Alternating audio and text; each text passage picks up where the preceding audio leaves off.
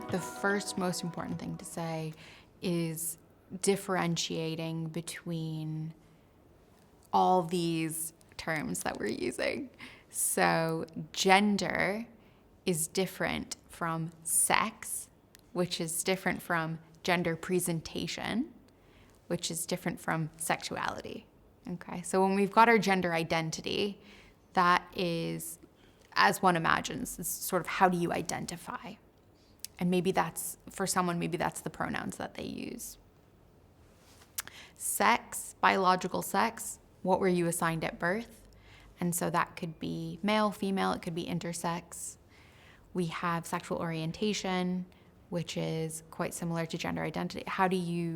What is your experience of your sexual orientation? Finally, we have gender presentation, and that could be totally different. So all of these don't necessarily have to relate to each other. Someone could present as female, though their gender identity might be not female. It could be anything.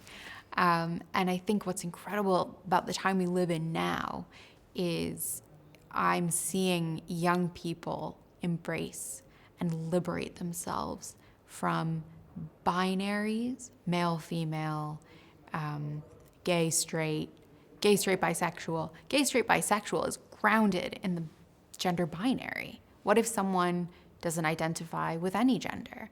Or what if they feel quite gender fluid, right? So then what does that mean for one of their partners' sexuality? My experience of sexuality in life and in clinical work is that it's all a spectrum, that we've created binaries where it's not actually binary. And what can be hard as a young person is inheriting a system that is flawed. And actually, it just to feel free as much as they can, to feel permission and to feel liberated, to as authentically as possible ask themselves the question, who am I? How do I identify? What am I attracted to? Independent of whatever they were assigned at birth. To be pansexual is to be attracted to the person. And I think that's the crux of it. Anyone who's struggling right now, we do still live in a very heteronormative world. A lot of the public figures we see are what's called cis. So their gender and their sex are aligned and they are heterosexual and their partner is also cis. It's all quite binary and quite black and white. But if we just open the perspective a little bit more, actually, it's not so. There are many, many incredible, courageous, authentic people we can find to look to as role models who are just being as authentic as they can. What's really tough, individuals who identify within the LGBTQ plus community, what they experienced that was traumatic was persistently traumatic. They were exposed to maltreatment consistently and in spaces that other people assume to be safe. And that is incredibly destructive to the soul.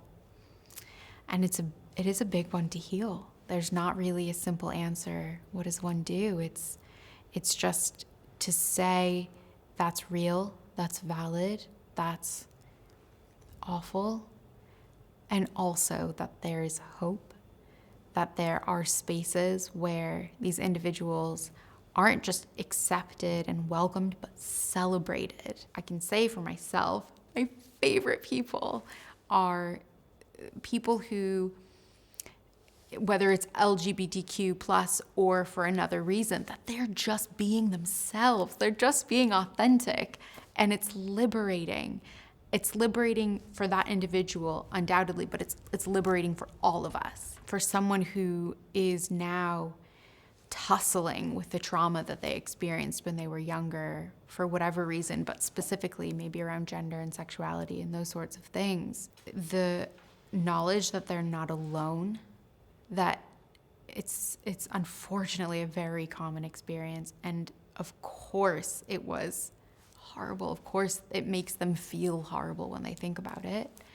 And also that there are so many out there going through what they're going through, that their recovery from that can be a source of hope and strength and a source of someone else's recovery, ultimately, as they travel through.